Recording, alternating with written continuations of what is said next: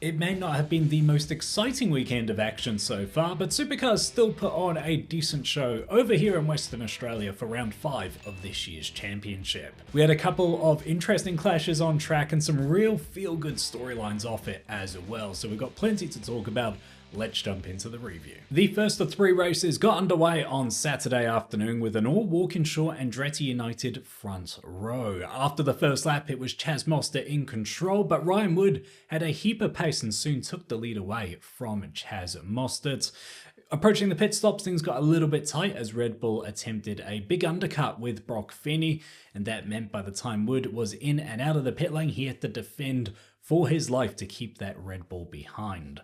Meanwhile, his teammate Chaz Mostert was recovering his race after a poor pit stop by his crew, and Will Brown also had a late race charge that actually meant he was the Red Bull challenging Wood for the end of that race. Ultimately though, it's our big first storyline. Ryan Wood got the victory, his first victory in the main game, and he's been threatening to do that for quite some time now, which is why I've been predicting it almost every single round this year, and I can finally check that one off the list. It was really good to see, and what I liked most about that victory is that he really had to fight for it and prove that he could overcome some of the more scrappier sides of his driving that we have seen over the past couple of years. I think back to Taupo and that incident with Brody Kostecki when they were on the opening lap, even though there was a bit of controversy around who was at fault there. And even back in Tasmania last time out, he even had some contact on the opening lap of one of those races. So Ryan Wood is one of those guys who has so much potential, but maybe a few rough edges. But on that first race on Saturday, he just coped with all different types of pressure. He overtook his teammate cleanly. He dealt with the battle on fresh tyres that aren't up to temperature yet as Feeney hassled him from behind.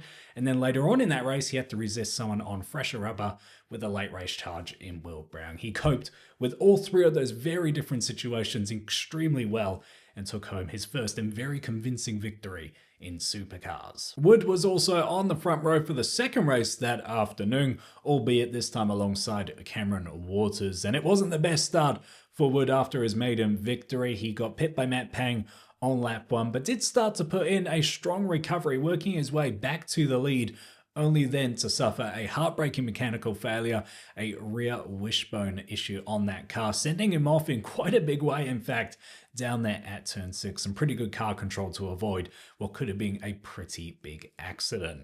We saw similar issues for a few cars actually, which was surprising and concerning, especially around a place like Wanneroo that has its pressure points, yes, but isn't exactly known as a car killer.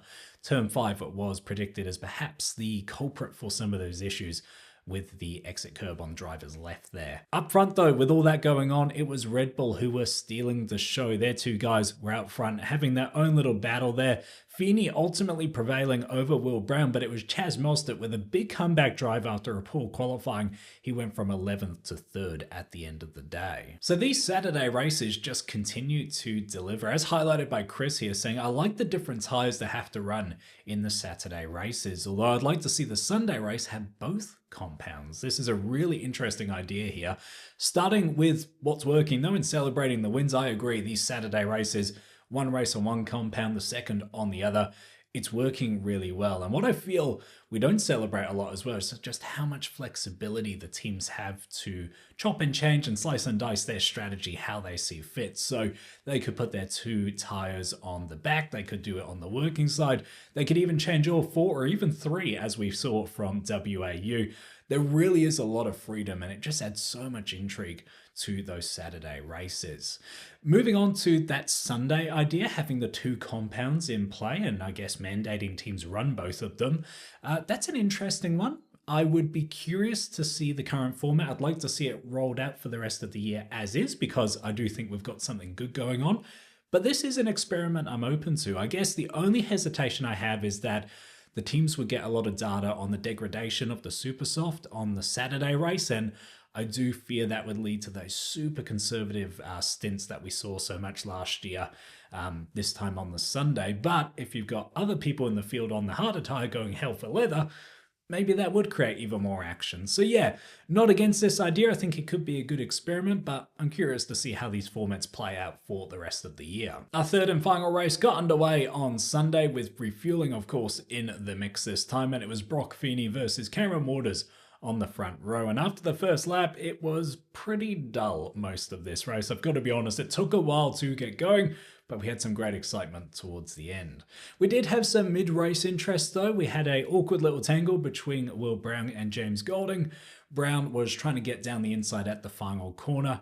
Golding, in my opinion, moved very late to trying to defend that move at a point where Brown, in my view, was already completely committed.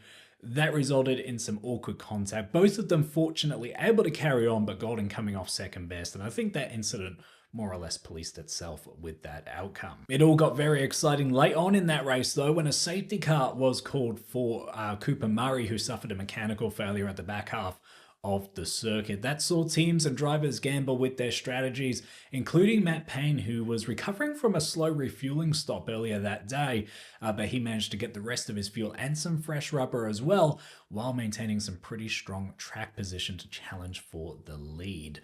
Another driver that it worked out well for was James Courtney, and we'll chat more about that very shortly. But after a stupidly long safety car, we did see some more action. This time James Golding once again involved, having an incident with Ryan Wood. Wood got up the inside at turn 3 and James Golding performed what I would view a pretty desperate dive down at turn 4 to try and get that position back. A bit like with Brown, awkward contact. This time, unfortunately, Wood off the road in quite a big way. Damage to his car, and unfortunately that's all she really wrote for that one. Golding ultimately pinged as at fault by race control. Meanwhile, at the front, it was a close battle with Feeney in the lead, trying to resist a late charging Matt Payne on that fresh rubber, of course. I really thought Payne would be able to have more of a lunge at Feeney. It was very close, it was very tense, but ultimately we didn't get that super close finish I think we were all hoping for. Nevertheless, though, it was a good race. We had Brock Feeney take the win from Matt Payne, but the real good news story, of course, was James Courtney for Blanchard Racing Team getting their podium in third. What a fantastic result for that outfit. And I think that's captured well by Joella's comments here, saying it wasn't the best race weekend, but wow, did it deliver in race 3. A podium for James Courtney after so ridiculously long. Great for Blanchard Racing Team too. Fully agree on this one. That team have been down in the dumps, even with an extremely experienced driver like James Courtney.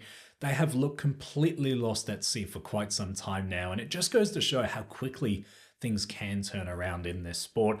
I understand they've got something of a technical alliance going on with Walkinshaw and Andretti United, so sounds like that might be paving the way back to success for those guys. And yes, fingers crossed, we see some more strong results from this outfit, because it was a really good thing to see that variety back up there on the podium. As for some other storylines that caught my eye, I think it was a promising weekend for Davey Reynolds. Not exactly a knockout success, but compared to how most of his season has been, he did show some potential this weekend, including a top 10 shootout appearance on the Sunday. And that car, by the way, in its pink livery, looked fantastic, in my opinion. I'm really curious to see what Davey's future looks like. Of course, that outfit will become the GM homologation team from next year. I'm curious to see if GM start having a say in who does and doesn't drive for that outfit. And Davey Reynolds as well, his interview, even after the strong qualifying performance, didn't seem all that upbeat when they asked him about his long-term future. So I really do hope that that situation isn't signed, sealed, and delivered as ending at the end of the year, because as he proved this weekend, Davey still has a little bit of fight in him yet. And a storyline that flew under the radar, perhaps for good reason, was another parity tweak in the engine department. This was only really revealed midway through the racing weekend. I believe V8 Sleuth were the first to break that story. Yes, some further mapping changes, all very minor. I think this is the new norm for supercars now. We've gone through the phase of the big swings and the big changes in the engine department, and now it's just fine tuning. And it wouldn't surprise me if we continue to see this tinkering throughout the year. Wanneroo, of course, I'm always careful to judge parity on a single race weekend. I'm not sure Wanneroo is the best judge of that, but there didn't seem to be any problems this weekend. But Darwin, with its big long front straight, will be the ultimate test, and we're going to be there in just over a week's time. So with all that in mind, what was our weekend rating? Well, you guys seem to really enjoy the action. 62% of you giving it 4 out of 5 stars, and nearly 30% the next majority giving it 5 stars as well. I think this weekend was really carried by the storylines more than the racing itself, although it was decent.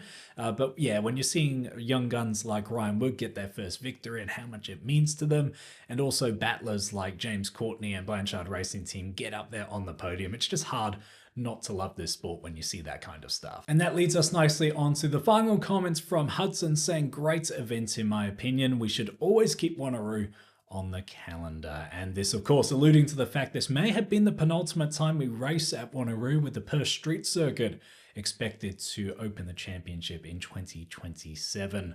Look, Wanneroo, first track to reach 100 races in Supercars this weekend, and so much history and heritage attached to the place. Of course, it does need to be respected and celebrated.